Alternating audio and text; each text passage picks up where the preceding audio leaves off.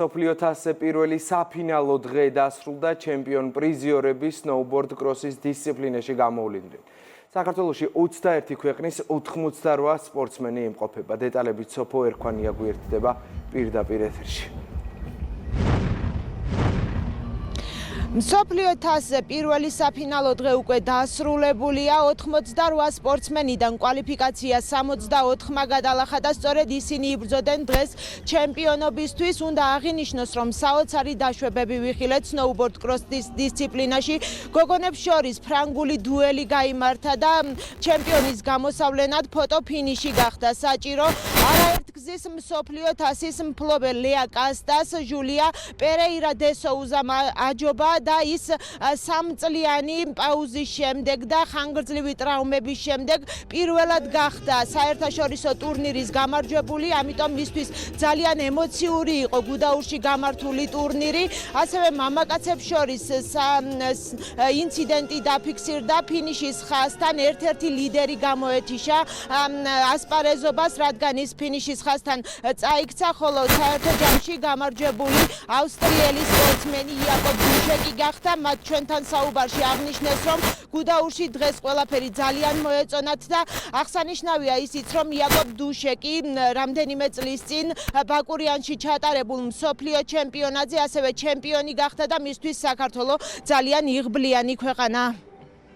ამ გამარჯვებით ძალიან ბედნიერი ვარ. მშვენიერი ამინდი და სათხილამურო ტრასაა. ძალიან მომეწონა ჩემი ასპარეზობაც. ვფიქრობ, აქ კიდევ დავბრუნდები.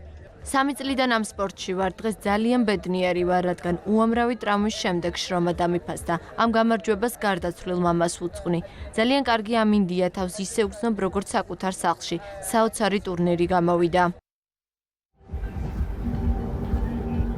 ტურნირის ფარგლებში დღეს გუდაურში იმყოფებოდა საქართველოს სპორტის მინისტრი შალვა გოგოლაძე, ასევე ეკონომიკისა და მდგრადი განვითარების მინისტრის მოადგილე მარიამ ქრივიშვილი. მათ დაჯილდოების ცერემონიაში მიიღეს მონაწილეობა და აღნიშნეს, რომ მსგავსი დონის ტურნირები ხელშეუწყობს როგორც ზამთრის სპორტის განვითარებას, ასევე მეტი ტურიზმის მოზიდვას საქართველოში.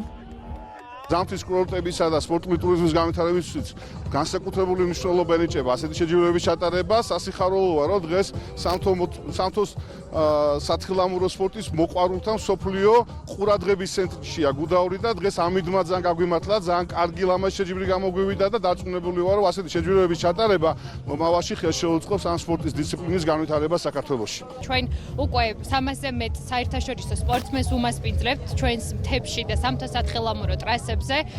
მიმდინარე შეჯიბრებით ძალიან წარმატებული არის ჩვენი ქვეყნისთვის, ძალიან დადებითი შეფასებები მიიღო ჩვენმა ქვეყანამ, მთის ტრასების სააგენტომ, ფედერაციამ იმ შესრულებული საქმისთვის, რამაც განაპირობა ჩემპიონატის ძალიან მაღალი ხარისხით ჩატარება. ფანტასტიკური ტურნირი გამოვიდა, კარგი ორგანიზება იყო. ამინდმაც ხელი შეგვიწყო შესანიშნავი სნოუბორდის ჩვენებაში. ვიმედოვნებ სამომავლოდაც ვიხილავთ მსგავს მაღალი დონის ტურნირებს. მსოფლიო თასზე ხვალ მეორე საფინალო დღე ჩატარდება და ამით 2024-2025 წლების ზამთრის სეზონი დაიხურება. მადლობა.